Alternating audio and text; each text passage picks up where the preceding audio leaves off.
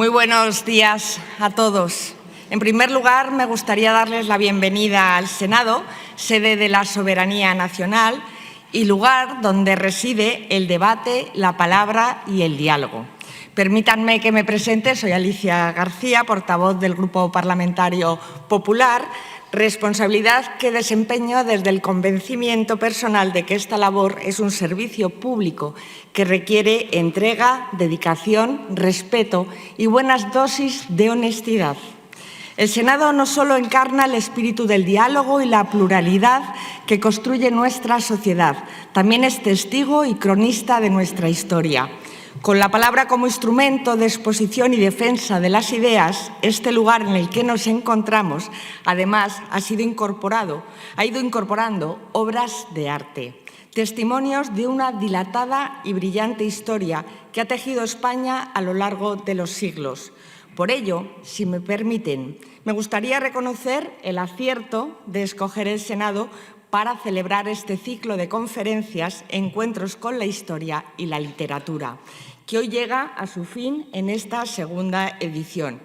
También me gustaría resaltar que están todos ustedes en la casa de todos en su casa.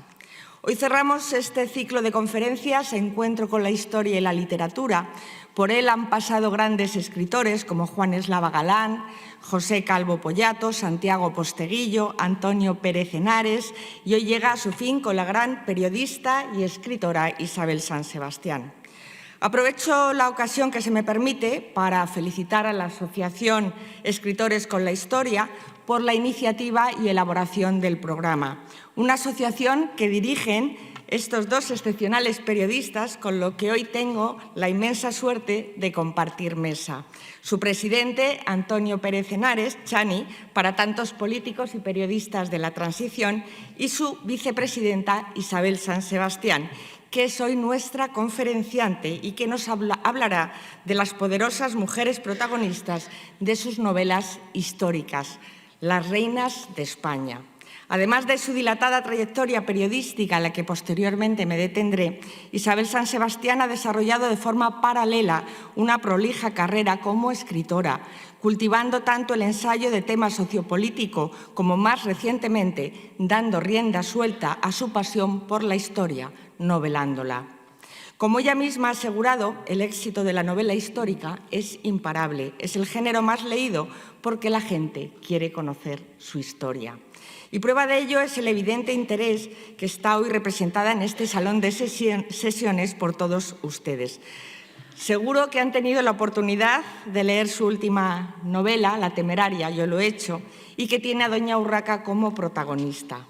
Como castellano y leonesa que soy, me van a permitir que me detenga en Urraca de León, hija de Alfonso VI, protagonista de La Temeraria.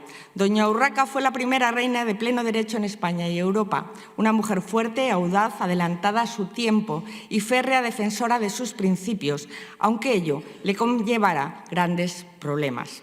Urraca fue una mujer valiente y, al igual que Isabel San Sebastián, una mujer con principios que no teme a la censura y que se siente en la libertad de contar la verdad. Isabel es una periodista de raza en su máxima expresión y ambas, Urraca e Isabel, son mujeres únicas, poderosas y valientes.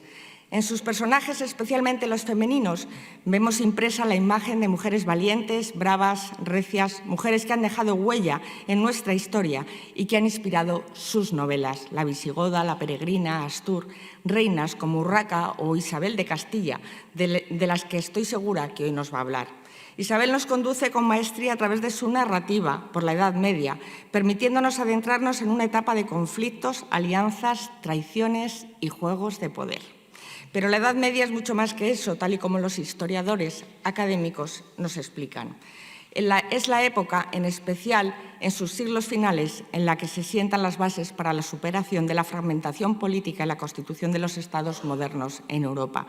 Entre ellos, por supuesto, y de forma destacada, el nuestro, España, una de las grandes naciones de nuestro continente y cuya identidad y cuyo destino lleva forjándose desde hace más de medio milenio. Pero hablar de Isabel San Sebastián también es hablar de periodismo. Lo dije anteriormente, periodismo de raza, periodismo de altura. Durante décadas, Isabel San Sebastián ha sido una de las plumas más influyentes del periodismo español. Lo sigue siendo. Como lectora habitual de ABC que soy, una de las primeras cosas que hago al abrir el periódico es buscar la columna de Isabel, su siempre atinado contrapunto. El Día de Reyes, por ejemplo, nos regaló una premonición que yo, personalmente, espero que se cumpla. Pero hoy no toca hablar de política. Sí toca hablar de una trayectoria profesional admirable, la de nuestra conferenciante de hoy. Isabel es una periodista que ha dejado su impronta en prensa escrita, radio y televisión.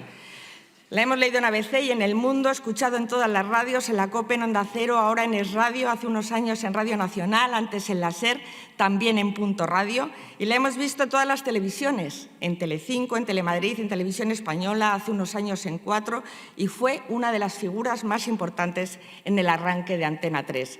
Lo mejor de Isabel es que todo lo hace de la misma manera. En todo impone su garra y su personalidad, aunque eso le cueste algún que otro detractor.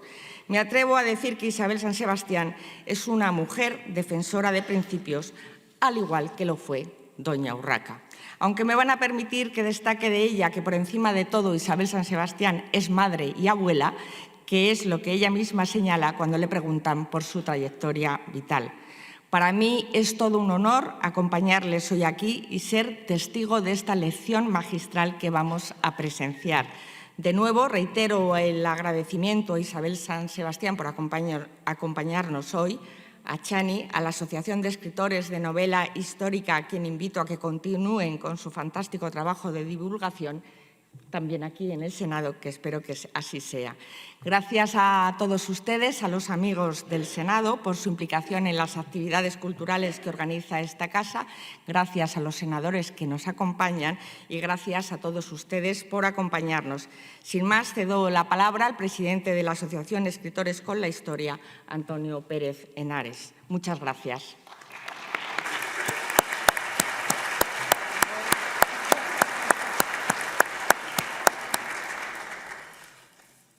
Buenos días.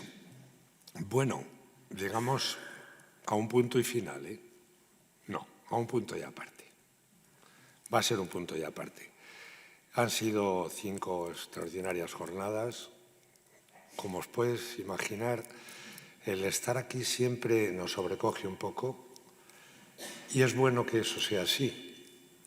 Los sitios tienen también, los escritores de novela histórica lo sabemos, los sitios también hablan, los sitios que han pasado grandes cosas también nos pueden hacer meditar.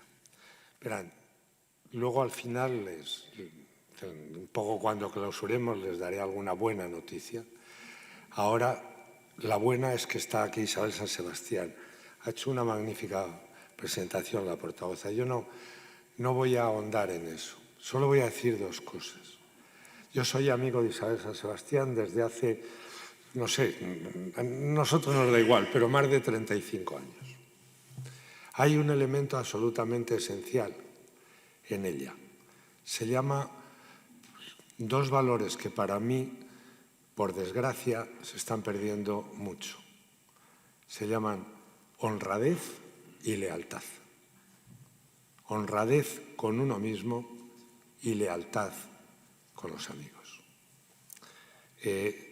Eso me parece esencial, es una de las piedras angulares en las que se mueve la Asociación de Escritores con la Historia y que se seguirá moviendo en el futuro. Isabel es una extraordinaria escritora. Como periodista, pueden decir, pero como escritora debo de reconocer, y ella lo sabe, que la capturé desde el primer momento. Pues presentó un libro de cuentos que se llamaba Los cuentos de María la Gorda. Hoy no te dejarían poner ese título. No. Pero tú lo pondrías. Muchas veces en el mundo periodístico se ha puesto de moda eso de que va un periodista y escribe algo, o se lo escriben. Hay periodistas que somos escritores, incluso lo hemos sido antes que periodistas o cuando estamos, pero somos también escritores. El periodismo y la literatura, de verdad, en el fondo, son aguas del mismo río.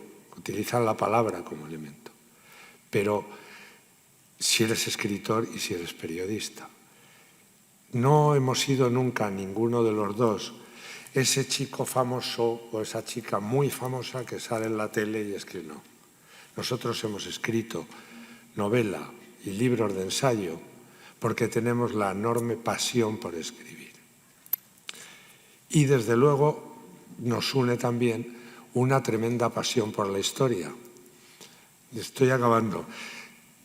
Creo que hubo en un restaurante gente que se quedó muy impactada una noche que estábamos Isabel y yo discutiendo como Isabel y yo discutimos. Yo digo que con quien se discute de verdad es con los amigos. No son tus amigos el poder discutir a calzón quitado. Y entonces estábamos discutiendo precisamente sobre Urraca. Yo soy castellano de pura cepa y ella decía de León y yo decía y de Castilla. Y ahí seguimos. Y ahí seguimos. Entonces, ¿por qué? Porque nos apasiona la historia de España. Nos apasiona de una manera tremenda que podemos discutir. Y todo el mundo en el restaurante decía, pero esto es de qué van, sobre Urraca, la temeraria, reina de León. Y con perdón, llevaba también Castilla, aunque ya se la había apropiado. Pero ya había asistido Castilla. Y podemos estar discutiendo hasta el día del juicio final. Los leoneses, como siempre, dirán que no. Los castellanos diremos que sí. En fin, si quiere que lo cuente. Yo quiero que pasemos un maravilloso rato que los vamos a pasar, porque es que además, Isabel, y ahora sí que acabo, es otra cosa. Isabel sí que es feminista. Es feminista de verdad. No determinados elementos que ahora pasan por borrar a la mujer y encima aparentar y quedarse la famosa y más importante revolución que ha habido en el último siglo, que es el de la igualdad de los hombres y las mujeres. E insisto, igualdad. Y ella siempre ha luchado por eso. Y cuando nos hemos pasado, doy fe, cuidado. Les dejo con Isabel San Sebastián. Muchísimas gracias por estar aquí.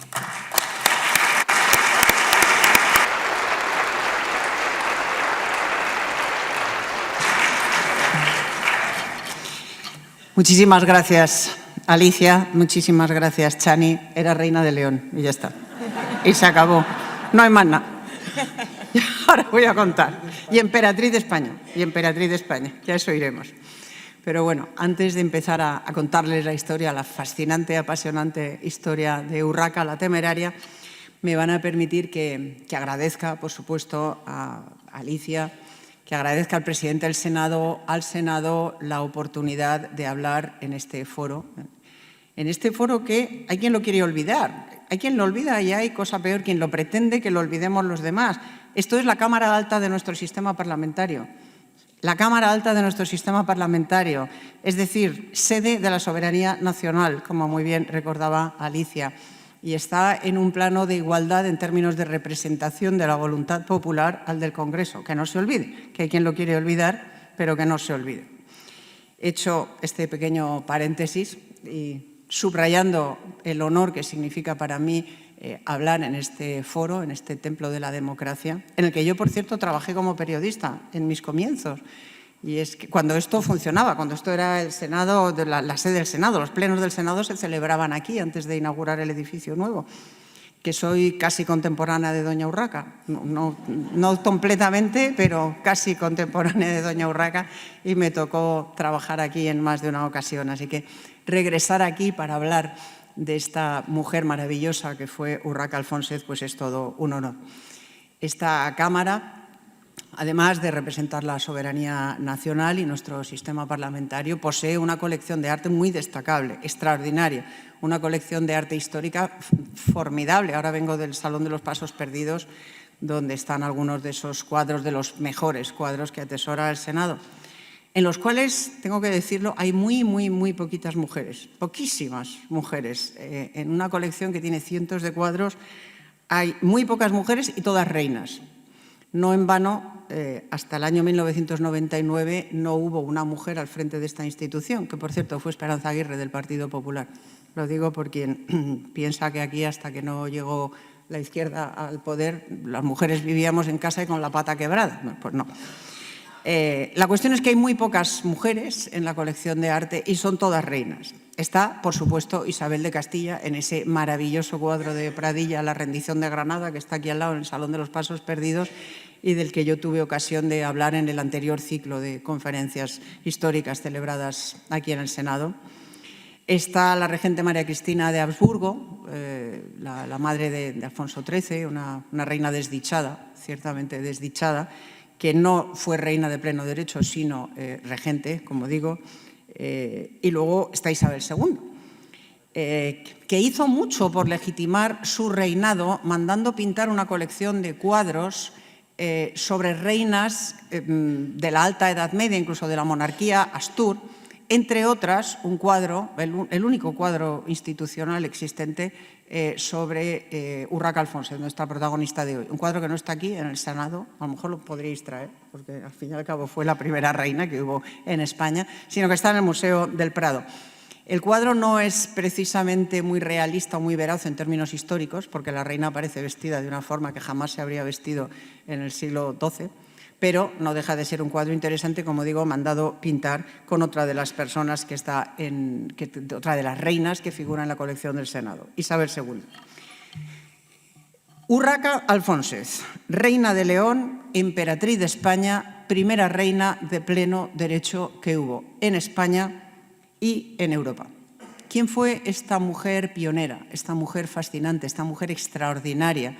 Esta mujer profundamente desconocida dentro de nuestro propio país y fuera de él, ni les cuento, es que ni les suena el nombre. Pues esa es la historia que cuenta mi última novela, la que tienen aquí, La Temeraria, y que yo voy a intentar desgranarles aquí, resumida, por supuesto, pero con la esperanza de hacerles pasar un buen rato navegando junto a Urraca y junto a mí en esa maravillosa máquina del tiempo que es la novela histórica. Embarcamos en esta nave, retrocedemos el calendario hasta finales del siglo XI, arranque del siglo XII, y empezamos con nuestra historia.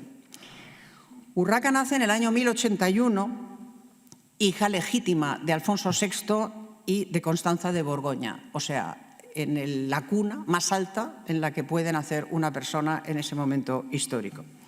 Reina entre el año 1109 y el año 1126, es decir, 17 años. No fue una reina fugaz, a pesar de que haya desaparecido prácticamente de los libros de historia. Reinó plenamente durante 17 años en el reino de León.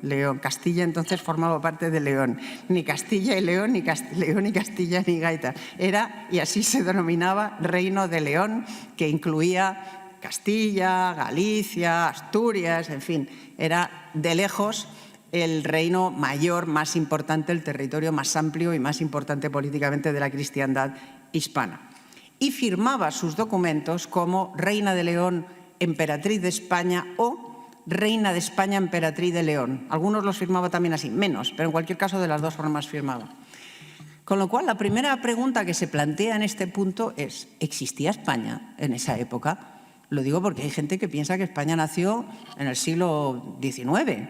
Es un invento del siglo XIX, incluso hay quien lo lleva más lejos y lo pospone al año 39 o 40, pero no. España es una realidad histórica antiquísima, no en vano es la nación más antigua de Europa, pero es que España era una realidad preexistente, por lo menos en términos de concepto, en términos de aspiración, en términos de recuerdo, mucho antes de que se reunificara con el matrimonio de Fernando e Isabel muchos siglos después, ¿no? En el año, y la toma de Granada en el año 1492. España existía como recuerdo, existía como anhelo. Toda la reconquista, los 8 siglos de reconquista, giran en torno al proyecto de recuperar esa España. Es verdad que en las crónicas de la época no se utiliza la palabra reconquista, se utiliza generalmente la palabra restauración. Pero por no liarse históricamente con otro periodo que conocemos como restauración, pues en épocas recientes se le llama reconquista. Pero España existía. Tan es así que a raíz de la reconquista de Toledo, que había sido la capital del reino visigodo de España o de Hispania, Alfonso VI se intitula emperador, rey de León y emperador de España, para subrayar precisamente la preeminencia del reino de León sobre los demás reinos de la España cristiana, de la península. Y su hija, Urraca, firmará igual que su padre. reina de León, emperatriz de España. Y su hijo, el hijo de Urraca, Alfonso VII, directamente se hará coronar emperador de España, no de León, de España. Cierro este paréntesis que me parece muy importante para quienes creemos profundamente en España, creemos que es absolutamente indispensable preservar la unidad de España y creemos que España, como bien decía Alicia, es una de las grandes naciones que han configurado el mundo tal y como lo conocemos. En esa España que les acabo de describir, que evidentemente está dividida entre la España cristiana y Al-Ándalus, y la propia España cristiana está dividida en reinos, y Al-Ándalus en ese momento acaba de ser invadido por los almorávides, pero también ha estado dividido en taifas, etcétera, etcétera. En esa España muy distinta a la de hoy, pero sin duda existente como concepto, nace Urraca Alfonsez. No tiene hermanos varones cuando nace, a pesar de que su padre los ha buscado con denuedo, no tiene hermanos varones y en consecuencia es educada para reinar. ¿Qué significa esto? Significa que le enseñan sus tutores artes militares, le enseñan equitación, le enseñan nociones políticas, nociones militares, generalmente reservadas a los varones. Y también le enseñan, por supuesto, a leer, a escribir, le enseñan historia, historia sagrada, etcétera, que eran conocimientos que las mujeres de alta cuna de la época atesoraban. A veces nos pensamos que las mujeres no han sabido escribir nunca y han sido siempre iletradas. Mentira.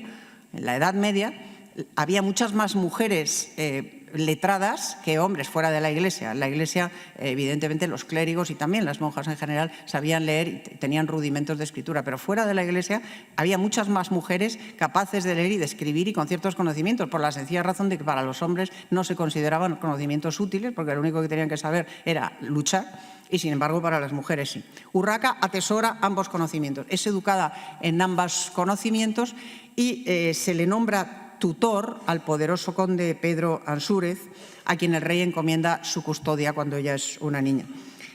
Cuando muera Alfonso XII habrá dos personajes que jurarán lealtad incondicional y fidelidad incondicional a su hija. Uno es Pedro Ansúrez y el otro es Álvar Fáñez, a quien Chani conoce muy bien y sobre quien ha escrito mucho, el príncipe de Toledo, a quien el Cid llamaba Minaya. Dos caballeros medievales, dos encarnaciones del espíritu caballeresco. De ambos escribo en La Temeraria y de ambos relato escenas, una de ellas referida a Pedro Ansúrez, muy conmovedora y que relata, que describe hasta qué punto el concepto de lealtad, que a mí siempre me ha parecido fundamental en la vida, estaba presente y vigente en la Edad Media. Esa es probablemente una de las razones por las cuales a mí me fascina este periodo de la historia. Urraca crece en ese contexto convencida de tener derecho al trono y la obligación de reinar. Son dos elementos esenciales en la vida de esta mujer, el derecho y el deber. Dos elementos que marcan su vida, que son esenciales a lo largo de toda su vida y que le brindan una oportunidad única. Ella es la primera reina y al mismo tiempo la condenan a un destino terrible. Desde niña ella sabe que ese es su destino, aunque al cabo de unos años la vida vaya a disponer temporalmente otra cosa. Hoy, si miramos, por ejemplo, a la infanta Leonor, el hecho de que reine una mujer o de que vaya a reinar una mujer en España, pues nos parece algo natural, es algo normal, y eso que en nuestra Constitución todavía rige la ley sálica, lo cual manda narices. Pero bueno, en fin, como afortunadamente los reyes han tenido dos hijas y ningún varón, pues no se ha planteado la necesidad de que el varón tenga preeminencia sobre la mujer, como ocurría en esta época de la que les estoy hablando, ¿no? Pero en fin, en cualquier caso, el hecho de que una mujer alcance cualquier posición es algo que está normalizado, incluido el hecho de que Leonor, una mujer, vaya a reinar. En el siglo XII esto no era tan evidente. ¿O sí?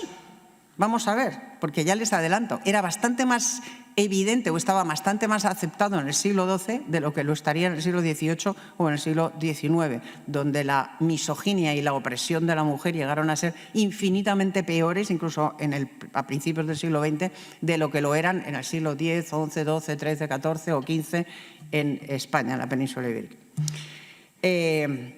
Y volvemos a Urraca. Urraca, por lo que sabemos, por lo que nos cuentan las crónicas, está profundamente orgullosa de su sangre y de su linaje leonés y franco. Desciende del rey, del mayor rey, Alfonso VI, y de una gran familia francesa, la mayor familia francesa. Hoy en día esto del linaje, de la sangre, suena a chino. ¿A quién le importa el linaje? Ya ni siquiera nos importa perpetuarnos, tener hijos o tener nietos. Son cosas que pertenecen al absoluto pasado, a un pasado que suena, ya digo, a absolutamente extemporáneo. En el siglo XII, en la Edad Media, el linaje era fundamental. La conservación del linaje, no solo por parte de las grandes familias, de las familias nobles, por parte de cualquiera. El perpetuarse en el tiempo, el tener descendencia, era algo considerado esencial. Y evidentemente en la familia real, en la monarquía, lo era más todavía.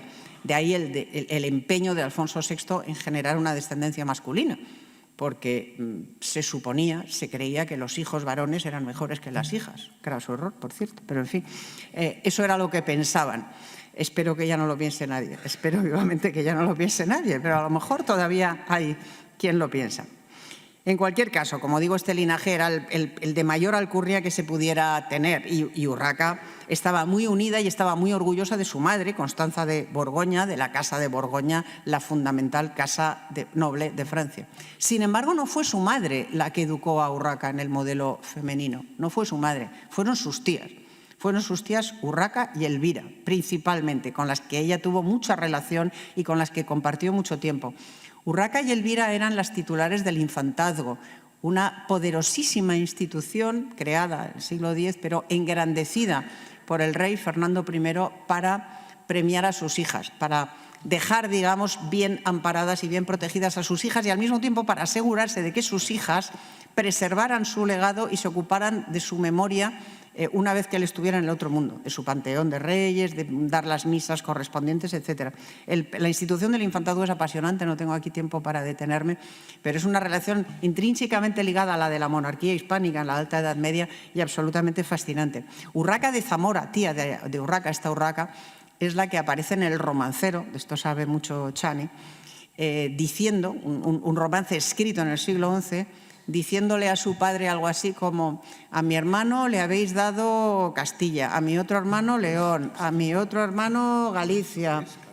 ¿Ves? Ya, claro, pues que entonces existía Castilla, luego ya no porque se unificó, entonces sí existía y luego no porque se unificó y no me desvíes, que me voy. Pero bueno, aparece esta Urraca de Zamora, la tía, la poderosísima tía, en un romance, esto para que se hagan una idea de cómo eran esas mujeres, diciendo: a mi hermano le dais Castilla, al otro le dais León, al otro le dais Galicia, y a mí, como soy mujer, me dejáis desheredada. Pues me he de ir por los caminos con mi cuerpo gentil, y a los cristianos se los daré por gusto, y a los moros se los daré por dinero, y a los cristianos de gracia. Y claro, su padre, aterrado ante la posibilidad de que su hija se descarriara efectivamente y se fuera a prostituir por los caminos, le dejó Zamora.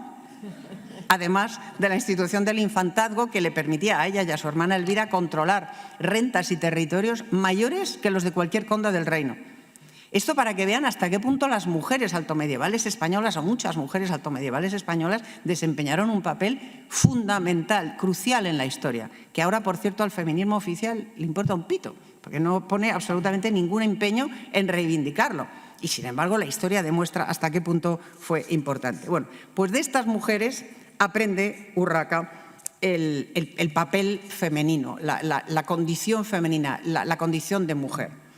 Estas mujeres han administrado y administran dominios gigantescos y además descienden de una poderosísima estirpe de mujeres fuertes, de mujeres astures, descienden del matriarcado astur. Esta herencia cultural y política hispana es tan importante que yo he tratado de desmenuzarla, de explicarla, de contarla en todas mis novelas, desde Astur hasta esta última. Es sustancial para comprender la historia medieval española. La historia de esas matriarcas astures, de esa herencia, la historia de la Reconquista, la razón por la cual esos 8 siglos de guerra engendraron muchas generaciones de mujeres obligadas a defender la frontera, a defender sus dominios, a educar a sus hijos, a tomar muchas veces ellas mismas las armas para defender su casa, su tierra. Estas mujeres no eran damiselas desvalidas, no se corresponden para nada con el prototipo de la dama arrojando la trenza desde la torre para que venga a rescatarlas el caballero. Son la antítesis, lo contrario, son mujeres fuertes, son mujeres poderosas. De estas mujeres desciende Urraca. Su abuela Sancha es la que ha transmitido legitimidad a su marido, el conde de Castilla, para convertirse en rey de León. conde de Castilla, para subir al trono de León. ¿Por qué? Porque se casa con la reina de León, que es ella, Sancha. Etcétera, etcétera. Luego otras mujeres optarán por la influencia en lugar del poder. Por ejemplo, la propia Sancha, que delegó en su marido, o por ejemplo Berenguela, una reina de la que hablaré en mi próxima novela, reina de Castilla, reina titular de Castilla, ella sí de Castilla, que prefirió delegar en su hijo Fernando y cambió poder por influencia. Pero Urraca no, Urraca era la reina legítima de León y no renunció a ejercer el poder, no la influencia, el poder. Esa era su escuela y esas habían sido sus maestras. Y a esta historia, a esta herencia, a este poderosísimo papel de las mujeres apelaba Isabel II cuando mandó pintar esos retratos de los que les hablaba al principio de la conferencia. A eso y tal vez a una coincidencia desdichada en el terreno personal que la hacía sentirse muy próxima a nuestra Urraca, una coincidencia de la que les hablaré ahora en unos minutos. De momento se la dejo así apuntada. En términos históricos, en todo caso, esta tradición antiquísima del matriarcado es la que permite que en León y después en Castilla las mujeres puedan reinar, y después en España, aunque luego se suprimió. Mientras que en Aragón, por ejemplo, no podían, y en la mayor parte de Europa no podían. El hecho de ser mujer te excluía directamente de ejercer la potestad real. Podías transmitir derechos o podías ser madre o esposa de reyes y transmitir linaje, pero no podías empuñar tú las reinas. En España sí, vamos, en León sí, y en Castilla también. Isabel la Católica, Isabel II no bajó de una nave espacial. Isabel no se entiende si no nos remontamos a esta tradición, a esta historiografía, a la monarquía asturiana, al matriarcado astur. No se entiende. Y cuando Leonor suba al trono, esperemos que dentro de muchos años, pero esperemos que suba, las dos cosas digo, recorrerá un camino que en España recorrieron antes que ella algunas mujeres, no muchas, pero sí algunas mujeres singulares. La primera, nuestra Urraca.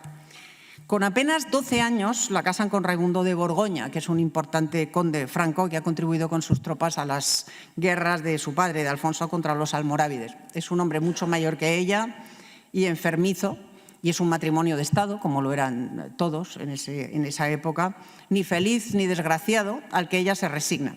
Con Raimundo de Borgoña tiene dos hijos legítimos, Sancha y Alfonso, que desempeñarán ambos papeles importantísimos en la historia. Ese mismo año, estamos en el año 1093, nace su hermano varón, el infante Sancho, hijo de Alfonso y de Zaida, una cautiva mora conversa. Y claro, esto trastoca todos los planes. En León las mujeres podían reinar, pero podían reinar si no había heredero varón. Si había un hombre, reinaba el hombre, como pasa hoy en España, para entendernos. Si había varón, reinaba el varón. Al nacer este infante, ella es inmediatamente apartada del derecho al trono y es relegada al condado de Galicia, que administra plácidamente junto con su esposo enfermizo durante unos años. Hasta que en el año 1107 fallece Raimundo y ella, viuda, una condición que en la Edad Media era bastante deseable, créanme. Me encantaría hacer una conferencia centrada únicamente en esto, pero no puedo porque tengo que hablar de otras cosas. Pero dado el derecho, dado los fueros, dado el reparto del sistema legal, el funcionamiento del sistema legal en la Edad Media, lo mejor a lo que podía aspirar una mujer que no tuviera la fortuna de haberse casado con el hombre de su vida, cosa que era muy rara entonces y lo sigue siendo hoy, pero vamos, si no tenías la suerte de haber encontrado al hombre de tu vida para casarte con él, lo mejor que podía ser era viuda y lo segundo mejor, monja, porque las posibilidades de morir en otras condiciones o de ser absolutamente sojuzgada eran grandes, ¿no? Pero en fin, cierro el paréntesis y vuelvo a Urraca. Lo cierto es que una vez viuda, ella, por fin, por vez primera, conoce el amor en brazos de su primer amante, el conde Gómez González, alférez de su padre, un noble muy importante del reino, con quien ella habría deseado vivamente casarse y, sin embargo, no pudo. Y ahora les contaré por qué. Muy pocos meses después, en el año 1108, el destino da otro nuevo giro y el infante Sancho muere en la batalla de Uclés, de una forma terrible que está contada en la novela. Junto a él mueren 7 condes de Castilla intentando salvar al niño de la ofensiva almorávide, no lo consiguen y ante las puertas de un castillo cerrado por un traidor caen el infante, caen todos estos nobles y Urraca vuelve a convertirse en heredera al trono y en reina sucesora. ¿Heredera de qué? Pues de un reino absolutamente devastado por la guerra, asolado por los almorávides, que han devuelto la frontera prácticamente al Duero, con la excepción de Toledo, que resiste al amparo de sus murallas. Es decir, de una situación absolutamente aterradora, devastadora. Eso es lo que va a heredar Urraca. Alfonso, su padre, enfermo, quebrado por la muerte de su heredero varón, de su hijo, quebrado por las derrotas sucesivas, deja la corona y el trono en manos de su hija, morirá muy poco después, pero le pone como condición casarse con el rey de Aragón, Alfonso el Batallador. Le obliga a casarse con el rey del Batallador, a pesar de que ella estaba enamorada de otro hombre, que era noble, no era un piernas, era un tío muy importante, uno de los grandes nobles del reino, pero era un noble, era par de otros muchos nobles. Y su padre le impone casarse con un rey, con el fin, y esto es muy importante y sobre esto volveremos también, de unificar el reino de León y el reino de Aragón, de hacer lo que se hizo muchos siglos después con el matrimonio de Isabel y Fernando, pero con una circunstancia diferente que lo cambiará todo. Ahí, en el momento de esa boda, es donde arranca mi novela. Estamos en el otoño del año 1109. Urraca ha sido educada para reinar, como os digo. A los 28 años ya es viuda, tiene 2 hijos legítimos y un amante con el que le gustaría mucho casarse y con quien le han prohibido casarse. ¿Qué puede salir mal? Pues veremos. Esas malditas bodas, que así fue como pasaron a la historia, desatan una serie de acontecimientos terribles que convierten el trono de Urraca en un potro de tortura y su corona en una corona de espinas, que ella, no obstante, va a defender hasta su muerte con fiereza, con determinación, sin doblegarse, de una manera que cuando una se adentra en las crónicas y lee lo que cuentan de sus hechos, lo que cuentan de sus batallas, resulta verdaderamente estremecedora. Por eso, por ese empeño, fue castigada con el infamante apodo de la Temeraria, por atreverse a ejercer con todas las consecuencias la potestad real que le pertenecía por derecho y por cumplir con su destino, es decir, por hacer lo que habría hecho cualquier hombre en su lugar. Por eso, en vez de llamarla la audaz, la valiente, la intrépida, que es lo que habrían llamado a un hombre, a ella la llamaron la Temeraria y cosas peores que luego les diré. Y ahora les presento a su marido, Alfonso, recordado con el glorioso sobrenombre del Batallador, cosa que fue un gran guerrero, reconquistó Zaragoza, etcétera, etcétera. Desde el punto de vista militar, ningún pero. Pero ¿quién era en realidad este formidable guerrero? Pues miren, Alfonso tenía 36 años cumplidos cuando se casó por vez primera y no se le conocían ni amantes ni hijos ilegítimos. Raro, raro, raro, muy raro. Y en esa época, más raro. Y siendo rey, rarísimo, rarísimo, porque a los reyes les gustara o no les gustara, se casaban y engendraban descendencia, era su obligación. Así que, raro. Había llegado al trono, además, por una serie de carambolas, porque a diferencia de Urraca, él tenía muchos por delante de él que fueron muriendo, fueron cayendo de distintas formas, y en consecuencia él llegó al trono cuando nadie se lo esperaba. Cuando se casó, se estaba preparando para irse a Tierra Santa en calidad de cruzado. Y es que era un hombre, y esto es fundamental en nuestra historia, aunque las crónicas hablen muy poco de ello, es fundamental en la historia, era un hombre al que no le gustaban las mujeres. Y aquí es donde confluyen la historia de Urraca y la de Isabel II, cuya noche de bodas debió de ser tan poco placentera como la que yo imagino en mi novela al hablar de la noche de bodas entre Urraca y Alfonso. Ya saben que contaban las malas lenguas que la noche de bodas de Isabel II con Francisco de Asís, él tenía más puntillas que ella en el camisón. Bueno, Alfonso no tenía puntillas, no imagino yo que tuviera puntillas Alfonso el Batallador, y era probablemente más violento que Francisco de Asís, pero tenía el mismo interés en compartir ese lecho, los dos. Y eso, en la historia, tuvo consecuencias terribles, especialmente en la de Urraca.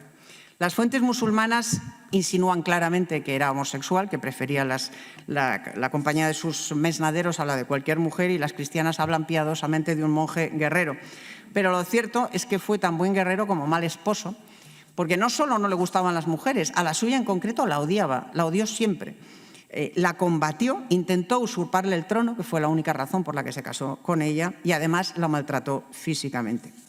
Al poco de casarse le invadió el reino con sus tropas. Le hizo la guerra, sustituyó a todos los alcaides que había nombrado Urraca o Alfonso, el propio Alfonso, su padre, por alcaides aragoneses que le debían lealtad a él, no en Aragón, en León, en el reino de Aragón. Incluso llegó a encerrarla, a mandarla a encerrar en una lóbrega mazmorra de la que tuvieron que rescatarla sus amantes, los dos unidos, por cierto, los dos amantes que tuvo, los dos unidos, unieron fuerzas para rescatarla de esa mazmorra. El episodio está en la novela. Y no contento con hacerle la guerra, con maltratarla, etc., la maltrató físicamente. Ella misma lo denuncia en una carta escrita a su primo, que les voy a leer para que vean hasta qué punto detalla ella misma el trato que sufre a manos de su marido. Está registrada, esta carta está contada, está registrada tal cual en la crónica compostelana, en la historia compostelana, es decir, una crónica de la época. ¿Cuáles y cuántas deshonras, dolores y tormentos padecí mientras estuve con él? Nadie mejor que tú lo sabe, pues no solo me deshonraba continuamente con torpes palabras, sino que toda persona noble ha de lamentar que muchas veces mi rostro haya sido manchado con sus manos sucias y que yo haya sido golpeada con su pie. Hasta donde yo sé, esta es la primera denuncia de maltrato doméstico de la que se tiene constancia documentada, hasta donde yo sé. ¿Cómo hizo frente Urraca a ese maltrato? ¿Cómo lo superó? E incluso cómo contraatacó. Está en la novela y permítanme que no lo destripe. Abro un paréntesis muy importante.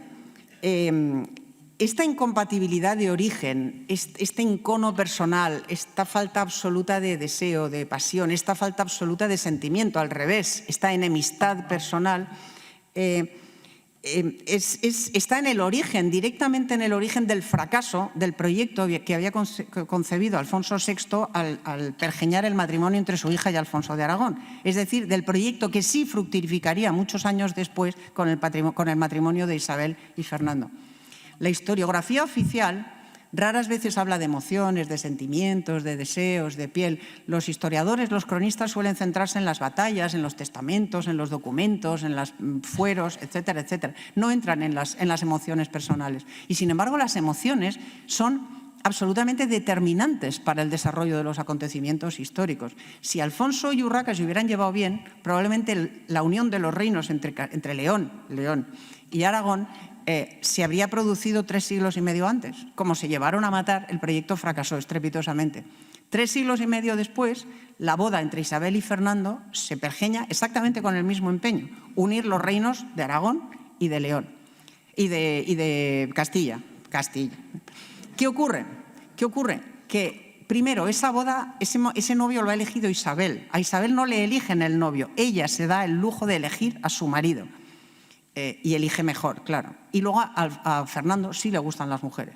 Es más, le gustan mucho. Le gustan todas. Pero también la suya. Y a pesar de que el matrimonio tiene sus desavenencias y de que Fernando también intenta usurparle el trono a Isabel, como había hecho Alfonso muchos siglos antes, Isabel no se deja y él se resigna, no le invade el reino. La relación personal es capaz de alguna forma, mitigar esas dificultades políticas, ese empeño político. Algo absolutamente determinante en la historia y donde la novela histórica puede aportar mucho con respecto a las crónicas, con respecto a la historiografía oficial, porque la novela histórica sí puede entrar en el terreno de las emociones, de los deseos, de los sentimientos y explicar de esa forma acontecimientos trascendentes desde el punto de vista histórico que, sin tener en cuenta esos elementos, encuentran difícil explicación. Y cierro el paréntesis, porque Alfonso no fue el único que osó poner la mano encima a su soberana, a su reina de pleno derecho y emperatriz de España. En uno de los peores momentos de su vida, Urraca fue víctima también de una agresión sexual, de lo que hoy llamaríamos una violación en toda regla, grupal, de un episodio de terrible violencia que está registrado también en la historia compostelana y que debió de soportar ella sola, abandonada por quien debería haberla socorrido y protegido en ese momento, que resultaba ser un obispo para más señas. Dónde y cómo se produjo ese episodio, cómo reaccionó ella, también está en la novela. Y permítanme que me guarde algo, porque si ninguno de ustedes sale de aquí y se compra la novela, yo he fracasado. ¿Qué quieren que les diga? O sea que intento ponerle los dientes largos y que quien no haya leído el libro se lo compre, que se lo va a pasar muy bien, seguro. Y es que, desde mi punto de vista, Urraca no fue en absoluto una mujer temeraria, sino una mujer valiente. una mujer resiliente o resistente. Yo no sé por qué tenemos que decir resiliente, si significa lo mismo, y toda la vida de Dios hemos dicho resistente y nos hemos entendido perfectamente. Resistente, recia, dura. Y desde luego una pionera adelantada a su tiempo en muchos aspectos.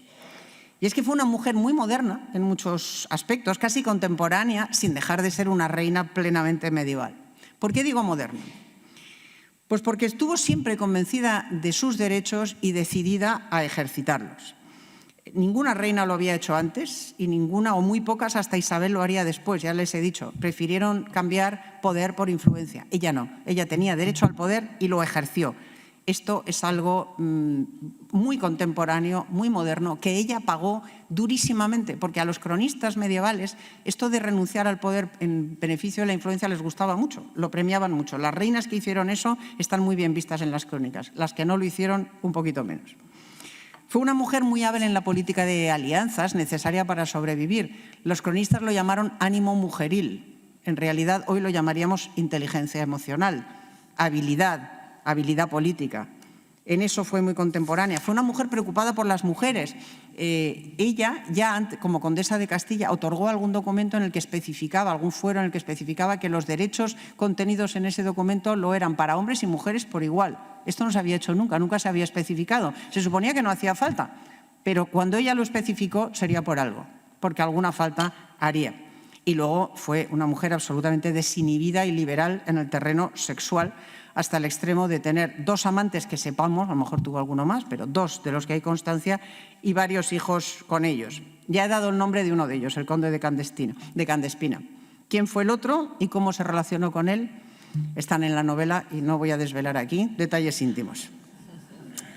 Lo importante es destacar el gigantesco desafío a los prejuicios que suponía en esa época esa conducta. Gigantesco. Un desafío, y esto quiero subrayar, que ella no llevó a cabo por ser mujer, sino por ser reina. Una condición que implicaba privilegios a los que ella nunca renunció. Ella no defendió la igualdad entre hombres y mujeres. Ella defendió su derecho a reinar exactamente igual que habría reinado un hombre. Y en ese sentido sí fue una feminista, o lo que hoy llamaríamos una feminista, porque nunca se consideró menos reina por el hecho de ser mujer. Y en ese sentido puede decirse, yo desde luego lo creo, fue una de las primeras luchadoras de las que tiene constancia la historia por la igualdad. Una auténtica luchadora por la igualdad. Yo no soy menos reina por ser mujer. Soy igual de reina que tú y te lo voy a demostrar. Y a eso dedicó su vida con un enorme sufrimiento. Y ahora vamos a su faceta medieval, que como les digo fue una reina absolutamente medieval. Fue una mujer muy religiosa, sufrió mucho en sus enfrentamientos con la Iglesia ante la amenaza de excomunión que le cayó en más de una ocasión. Fue una reina implacable, ejerció el poder con una crueldad implacable, mandaba sacar ojos, decapitar, ajusticiar, en fin, como hacían los reyes en aquella época, pero también tuvo muestras de clemencia y de bondad, alguna escena está relatada en la novela, que demostraban que no era exactamente igual que un tirano contemporáneo suyo, que era capaz de sentir cierta clemencia. Fue muy aguerrida, se vistió de hierro en más de una ocasión para capitanear a sus tropas en el campo de batalla. Y fue, como les digo, una mujer terriblemente resistente. Se pasó la vida a caballo o en mula, de aquí para allá, bajo el sol, bajo la lluvia, bajo la nieve, en condiciones durísimas, hospedándose en castillos inhóspitos o al raso. O sea, yo la imagino en la novela a los 30 y tantos años, ya muy ajada, con la piel envejecida, porque llevó una vida verdaderamente terrible. Si ustedes se imaginan una reina medieval en un palacio, con cojines, mullidos, con comodidades y tal, destierran esa imagen. Fue una reina que lo pasó realmente muy mal. Y, por supuesto, jamás concibió otra sociedad que no fuera la sociedad estamental, drásticamente, radicalmente cerrada en compartimentos estancos, con 3 estamentos: la nobleza, el clero, el pueblo llano, y a la cabeza de todos ellos, ella, por encima de todos ellos, por designación divina y por derecho divino, y derecho de sangre, nada más. No fue una feminista, esto sería un término absolutamente anacrónico, sino una reina consciente de su poder y decidida a utilizarlo tanto en el ámbito público como en el privado. Pero más allá del personaje, ¿quién fue la persona? La mujer, la hija, la hermana, la madre. ¿Cuáles fueron sus miedos, sus emociones, sus sentimientos? Ahí es donde, como les decía, la novela histórica aporta un plus con respecto a las crónicas, porque puede puede adentrarse en aspectos muy importantes desde el punto de vista histórico y en los cuales no entran las crónicas. Por supuesto, para eso hay que imaginar, hay que deducir. Por eso a mí me resulta siempre mucho más fácil escribir sobre mujeres que sobre hombres, porque yo soy mujer, soy madre, soy hija, soy hermana. Puedo comprender determinadas emociones que estoy segura no han cambiado a lo largo de la historia. Urraca, por ejemplo, tuvo que enfrentarse a su hijo, o mejor dicho, a los tutores de su hijo, que siendo él muy niño, lo manipularon con absoluta desvergüenza para intentar enfrentarlo a su madre, intentar obligar a su madre a abdicar en su favor y ejercer el poder en nombre de ella. En nombre del niño, perdón, usurpándole el poder a ella.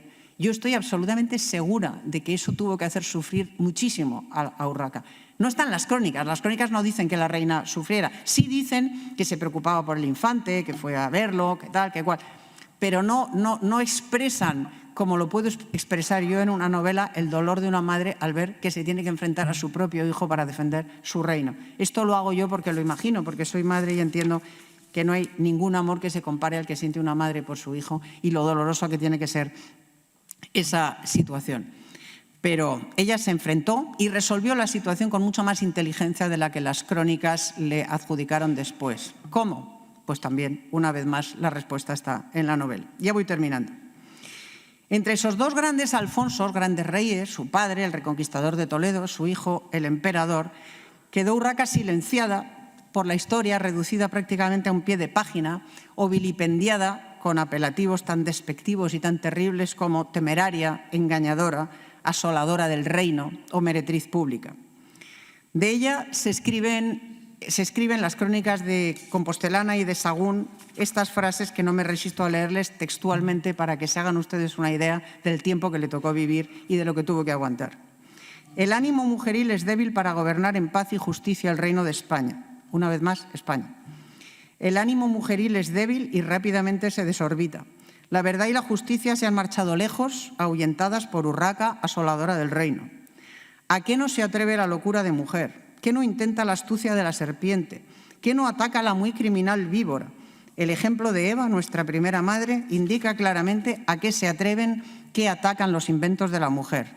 La muy audaz mente de la mujer se precipita contra lo prohibido, viola lo más sagrado, confunde lo lícito y lo ilícito. Para que haya quien piense que el machismo es lo de ahora. Esto era machismo. En fin, Alfonso, su marido, no fue su único enemigo íntimo, tuvo que hacer frente a otros muchos, a su hermana, al obispo Gelmírez, a otros que están en la novela, y a todos les plantó cara, ante ninguno se doblegó. No solo reinó 17 años y fue la primera en hacerlo, sino que contribuyó decisivamente, por ejemplo, a la construcción de la Catedral de Santiago, que financió prácticamente ella, a la cultura, ayudó a los juglares y le cedió a su hijo, a su muerte, un territorio prácticamente íntegro, a pesar de las brutales ofensivas almorávides que tuvo que soportar. Un territorio íntegro. Fue su hijo el que perdió después el condado de Portugal, que le había estado disputando su hermana. Ella lo defendió con las armas en la mano y le defendió a su hijo un reino de León, le legó a su hijo un reino de León intacto. ¿Se imaginan si llega a ser inglesa o francesa? ¿Se imaginan la cantidad de series que habría en Netflix y en Amazon Prime, las películas que habría hecho Hollywood? En fin, sería un personaje absolutamente conocido. Bueno, fíjate, estas vikingas de las que no sabemos ni el nombre se han dado de sí en la serie. Pues Urraca fue reina, 17 años, tiene una historia que es una novela en sí misma, una serie, una película. Bueno, los españoles, ya lo sabemos, somos maestros en despreciar nuestra propia historia, al menos tanto como la desconocemos, que no sé qué es peor. Fíjense hasta qué punto llegan ese desprecio o esa ignorancia, que nunca he visto al feminismo oficial rendir tributo a esta soberana, rendirle tributo y rendirle el homenaje que merece. Máxime porque Urraca Alfonsez fue a morir un 8 de marzo. 8 de marzo del año 1126 en el castillo de Saldaña a los 46 años. ¿Cómo murió esta mujer extraordinaria, primera reina de pleno derecho en España y en Europa? Está en la novela. Gracias.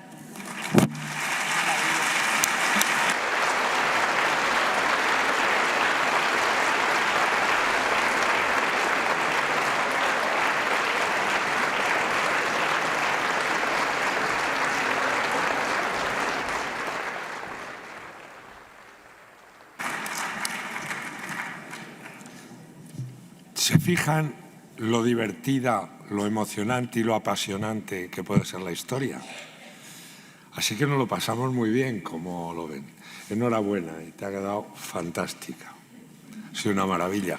Y yo le he oído un par de veces como ella a mí, pero siempre se aprende algo, sobre todo de la pasión, que tiene que estar. Hay un elemento que has señalado que me ha gustado mucho. Efectivamente, la inteligencia política de Urraca, sobre todo en los últimos años, es proverbial para que el reino pase bien.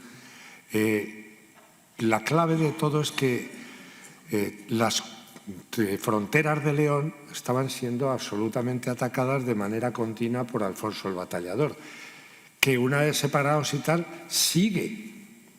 ¿Qué hace ella? Logra en un momento determinado llegar ya a un acuerdo muy importante, y creo que en ese sentido Urraca se murió un poco más feliz con su hijo, Alfonso VII, que luego sería el emperador, y que logran ya ir restableciendo elementos, porque lo que ha hecho el Batallador, eso lo conozco porque es un poco mi propia tierra, se ha ido apoderando de gran parte de ciudades. Lo que le va a costar luego a Alfonso VII es restablecer parte de las fronteras, porque el lado almorávide lo ha aguantado bien entre Principio Álvar y tal. El otro va a tener que hacer una primera cosa, que será intentar restablecer esa parte de la frontera. Para que les haga una idea, Alfonso el Batallador se le quedó hasta con Burgos. Sí, bueno. O sea, de hecho, no de derecho. No, de hecho, no. Si te hablo de derecho, sí, no. Pero Él era efectivamente un usurpador de ahí, que con sus tropas tomaba. Al no renunciar absolutamente para nada a Urraca, es lo que va a permitir años después a que se restablezcan absolutamente todas las fronteras. Y ella no cede nunca. Ella no cedió nunca a Portugal, a pesar de los intentos de su hermana. Tuvo incluso que aliarse con su marido, al que detestaba, que la pegaba, ya digo, la golpeaba, aliarse con él para defenderse de su hermana. O sea, fue una mujer que tuvo una vida verdaderamente terrible, y a mí me sorprende, y me sorprende mucho, y espero que consigamos revertir esta situación, el olvido y la maledicencia que han caído sobre esta reina. Porque vamos, yo creo que cometió errores, como todo el mundo, por supuesto, pero tuvo muchos más aciertos que errores, y desde luego fue una mujer muy pionera en muchos aspectos. Yo en la novela he intentado no centrarme solo en la historia, que es apasionante, sino centrarme también en el personaje, y para eso he creado, en la persona, quiero decir, en el ser humano, ¿no? Para eso he creado un personaje de ficción, Muniadona, que es una doncella suya, nada más que una doncella, una colaboradora estrecha, un personaje un poco variopinto, que es la que me presta sus ojos para intentar adentrarme en esa personalidad de la reina, ¿no? En esas pasiones, en esos sentimientos, en esos desafíos, en ese dolor. Vamos, yo creo que si hubiera sido Urraca, me habría retirado un castillo, le habría cedido todo a Alfonso, me habría retirado el castillo con el conde de Lara, que debía de ser un señor apuestísimo y guapísimo, y a la porra el reino. Ahí es otra de las cosas conociéndome, que a lo mejor no lo habría hecho. Es posible que no, que hubiera peleado yo también, pero vamos, le habría sido mucho más cómodo. El conde de Lara también sale en mi novela, pero en mi novela es que un protagonista mío lo mata. Claro, para uno que le hace feliz a Urraca. Bueno, vamos a abrir un mínimo turno de preguntas, por favor. Cuando digo preguntas, es que sean preguntas, y si alguien quiere preguntar algo, estará absolutamente encantada de responderla. A ver, ahí. Sí, un segundo que le llevan el micrófono. No.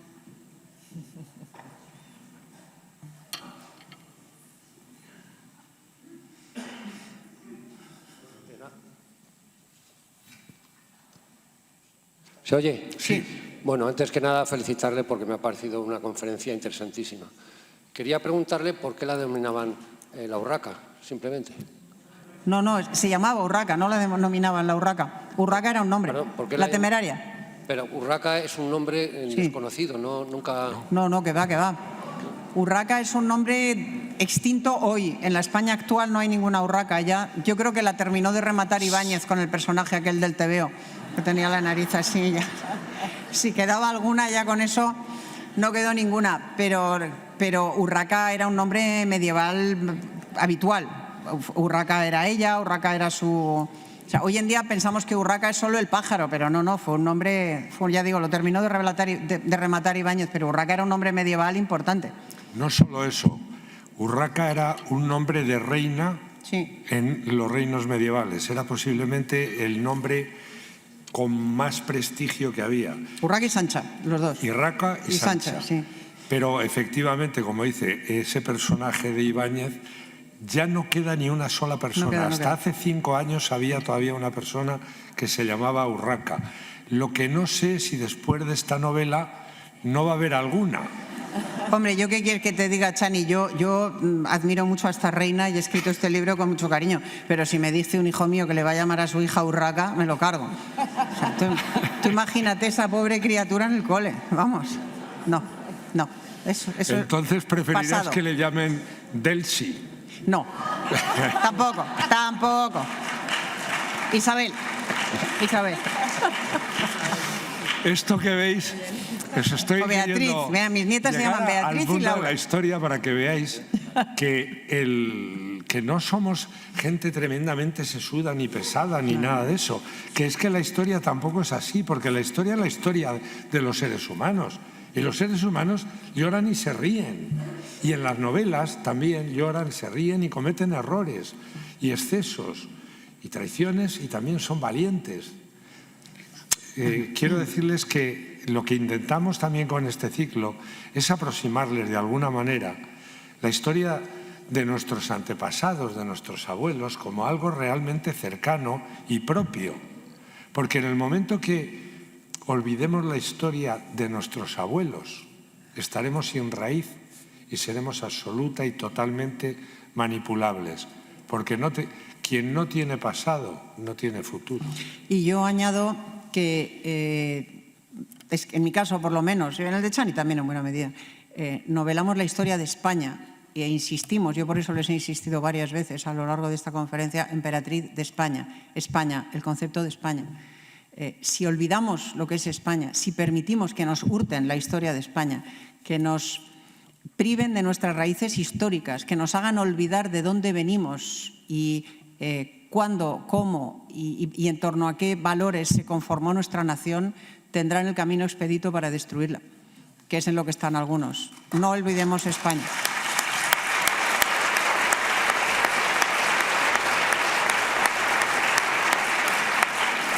El otro día me entretuve el Con otro permiso, día en tengo ver cómo... dos preguntitas. Perdón. Sí, Una es, No le veo, el padre de Urraca, Ah, y el padre ahora de sí. doña Urraca, era Alfonso VI, Sí. el de Santa Gadea de Burgos, sí. el de la Jura de Santa Gadea. Bueno, El del yo Cid. creo que eso nunca se produjo, pero en fin, sí. Según el romancero, sí. El conquistador de Toledo. El reconquistador de Toledo. Y la segunda pregunta, ¿esta doña Urraca es la misma a la que su padre le regaló el cáliz No. de León? No, el cáliz no se lo regaló su padre. El cáliz fue una donación de Urraca la otra, al monasterio de San Isidoro de León. La otra. De Urraca su tía, la Su tía, la tía. infanta. La tía, la que has comentado antes. La Fue una Urraca donación, exacto, Es la Urraca del Cid. la del Cid, la tía. Es la tía. es O sea, hija de Alfonso. la hermana de Alfonso VI, el reconquistador de Toledo. Esa es la Urraca que, como aparece en el romance del Cid y tiene su propio romance, es más conocida, pero ella fue infanta, no fue reina. De hecho, hay dos retratos, digamos, de la época en los que se ve, retratos muy burdos, muy medievales, en los que se ve a Urraca de Zamora, la del cáliz, Sí. con un pergamino, vestida de una forma muy parecida a esta, a Urraca Alfonsez, pero a Urraca Alfonsez se le ve, a la reina se le ve con pergamino, con cetro y con corona, porque ella sí fue reina, reinó. Ya. Gracias. Nada. Sí, adelante.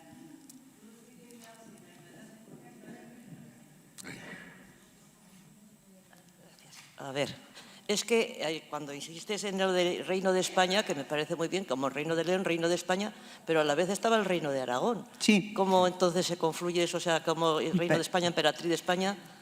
Pues y habiendo porque, Reino de Aragón. es que claro, hay que ir rápido. El reino de Aragón era minúsculo en esa época, era muy chiquitito, se lo había creado Sancho de Navarra, Sancho el mayor de Navarra, a su hijo mayor bastardo, le había creado ahí un reino Aragón pequeñito en uno de sus dominios de conquista, a los que tenía derecho le había creado un reino. Y el reino de Aragón llegaba al Duero escasamente, era muy pequeñito. Cuando Alfonso de León reconquista Toledo, el reino de León es muy grande. El reino de León abarca, como les decía antes, abarca prácticamente toda Castilla, hasta Toledo, abarca Asturias, abarca lo que hoy es Castilla la Vieja, o lo que hoy es Castilla y León, perdón, Galicia, etcétera, parte de Portugal, es un reino grande. Al reconquistar Toledo, que había sido la capital del reino visigodo de España, es decir, la capital de lo que los reyes cristianos querían reconquistar, querían restaurar, recuperar la unidad y la cristiandad en España, él se intitula emperador para marcar, también estaba el reino de Pamplona, otro reino muy chiquitito que estaba allí en el Pirineo. Él lo que pretende es remarcar la preeminencia de su reino, del reino de León, sobre los otros, y que en consecuencia él es un primus inter pares. Él es el rey de España, él es el que gobierna el mayor territorio de la España cristiana, de lo que ellos pretenden recuperar. Los otros son reyes, sí, tienen reinos, pero el emperador, es decir, el primus inter pares, es él. Sí, verán, el elemento de Hispania, vamos a ver, el vocablo Isfahán, tierra de conejos en fenicio, es los primeros. Los Barca se llaman a sí mismo, por cierto, Barca significa rayo y es el que fundó Barcelona. Sobre todo consideraban Hispania como un elemento, ya Hispania, Isfahán, Hispania, la gran provincia romana, la más importante de todo el imperio.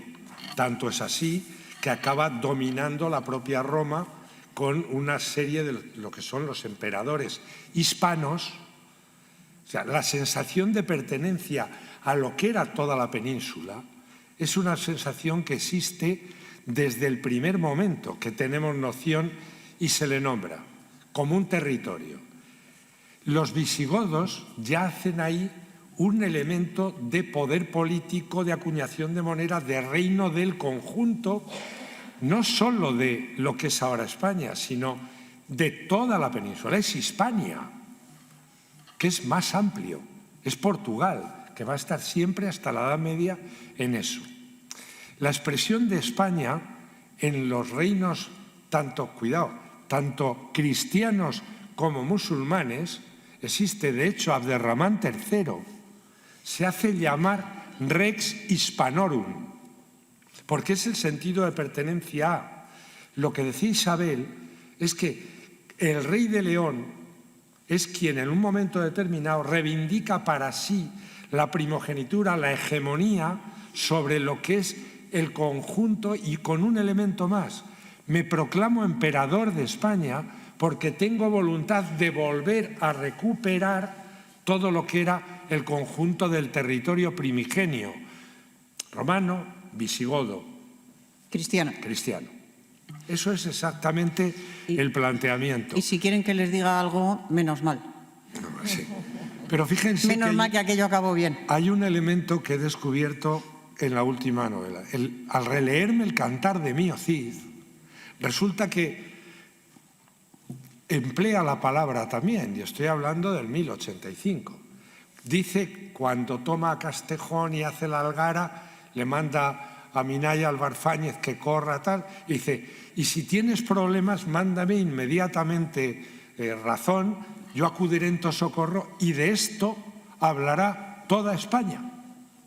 O sea, que para no existir hay que ver el juego que da, y ya si leen, y les aconsejo que lean la primera gran descripción y la primera oda a España, es Alfonso X el Sabio, al iniciar la crónica general del reino, empieza con una oda a España que, independientemente de que él no domina todo el territorio, entiende a España como un todo y habla de los ríos, de los lugares, habla de las... Léanla. Y entonces cuando diga, dice, pues hombre, para no existir, mira que daba juego. ¿Listo? Buenos días, quería daros las gracias porque ha sido súper interesante. Estoy por aquí. Ahí. Ha sido súper interesante y permitidme que os anime a que continuéis con este tipo de actividades, ¿vale? Sería ideal que personas quizás de mi edad, no soy muy joven, ¿vale? Pero un poquito más joven que vosotros, pudiéramos tener estas oportunidades en otros horarios, ¿vale? Y mi pregunta, también permitirme un poquito personal, desde niña me encanta la historia, no soy española de nacimiento, soy colombiana hispanoamericana, entonces no conocer la historia de España es desconocer mi historia. Soy una apasionada de Isabel la Católica y ahora hoy conozco a Urraca. Mi pregunta va, creo que una primera oportunidad para conocerla pues es estar aquí, escucharos y seguramente leer el libro. ¿Cuál es el siguiente paso que puedo dar para conocer un poquito más a Urraca, pero no tanto desde la novela histórica, sino un poquito más desde la crónica? Bueno, lo primero, muchas gracias por tus palabras, que son emocionantes. Escucharlas por una... Yo nací en Chile, pero soy española. Pero efectivamente, como tú has dicho, si un colombiano no conoce la historia de España, no conoce su historia, porque Colombia fue España. No fue una colonia española. España nunca tuvo colonias. España fue Colombia, lo que hoy es Colombia, fue parte de España durante mucho tiempo y en Colombia dejó España lo mejor de sí misma, ¿no? Su lengua, su religión, universidades, su cultura, lo que era, lo bueno y lo malo, más bueno que malo, lo dejó allí. O sea que Colombia efectivamente fue España y si no conoce... y de la misma forma que si un español no siente Colombia, no es un español completo, ¿no? Como decía la Constitución de Cádiz, que también está retratada en este Senado, españoles de ambos hemisferios. Eso es lo que fuimos durante mucho tiempo, todos, hermanos de ambos hemisferios. Contestando a tu pregunta, ¿cómo puedes conocer más de Urraca? Pues lo tienes complicado, porque no te creas tú que, como he dicho, Urraca ha sido condenada, relegada a un pie de página. Lo que se sabe históricamente de ella está en la novela. Todo lo que se cuenta en esta novela de Urraca es histórico. La imaginación está puesta en otras cosas, en el otro personaje, Muniadona, etc. Lo que se cuenta de Urraca en esta novela es histórico.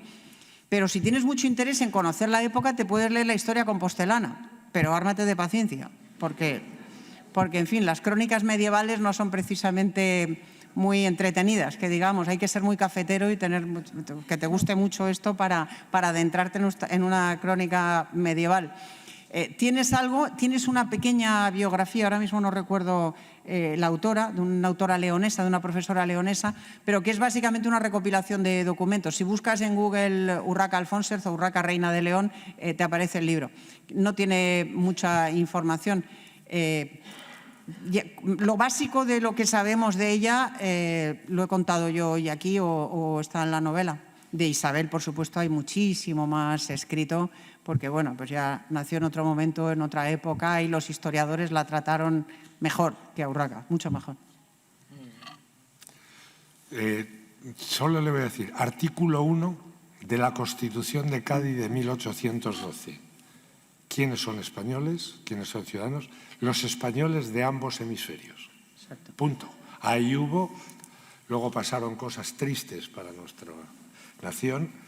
Bueno, estamos llegando al final. Sí. De hecho, hemos llegado. Verán, les quiero dar alguna noticia. Este ha sido el segundo ciclo. Estamos preparando ya el tercero. Habrá un tercer ciclo.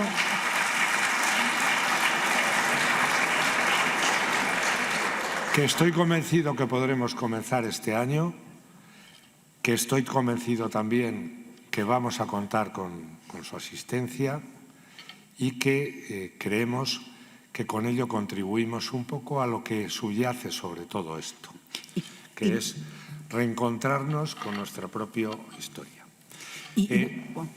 Perdón, no, es que una cosa, y luego ya terminas tú. Son una cosa, a quien le interese la historia y le interese lo que hacemos, aprovecho para vender la moto.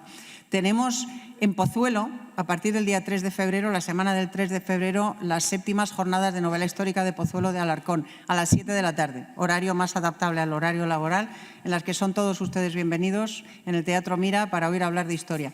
Y en Arganzuela, en el distrito de Arganzuela, concretamente en el antiguo Matadero, Tenemos también una serie de conferencias que son los últimos lunes de cada mes, también a las 7 de la tarde, a cargo de integrantes de Escritores con la Historia, con una temática pues, que va recorriendo la historia de España a través de distintos personajes. También a las 7 de la tarde son ustedes bienvenidos. En ambos casos la asistencia es gratuita. Perdón por la interrupción. No. Me parece muy bien porque yo iba también... Verán, Mira, el teatro mira. Aquí he dicho en alguna ocasión que teníamos en marcha un gran proyecto con Puy de Fou, que era un premio de relato corto y otro de pintura. Al año que viene habrá también uno de cortometraje y otro de cómic. Me acaban de pasar lo que ha sucedido para que vean el tremendo interés que despierta la historia. Anoche a las 12 se cerró el plazo de inscripciones y me pasan la cifra de los relatos que se han presentado. En literatura, récord absoluto de España, 1.176 relatos. Y en pintura, 255 cuadros. Seguiremos con ello. Les digo que habrá una feria del libro centrada en novela histórica los días 8 y 9 de marzo, 14, 15 y 16 de marzo, donde habrá conferencias de los grandes autores españoles de historia y aparte firmas en todos los sitios. Creo que es seguir trabajando y ahora en lo que nos vamos a poner de inmediato es en lograr poner en marcha cuanto antes y aquí, porque también esto tiene un significado, Isabel lo decía, no es lo mismo dar una conferencia en determinado sitio que estar haciéndola en el Senado de España. Y eso creo que tiene un elemento añadido y una visibilidad, pero también un fondo que nos importa mucho. Así que la haremos, les espero aquí. Muchísimas gracias por cómo nos han acompañado y si no lo tienen a mal, no se priven en leer nuestras novelas. Gracias.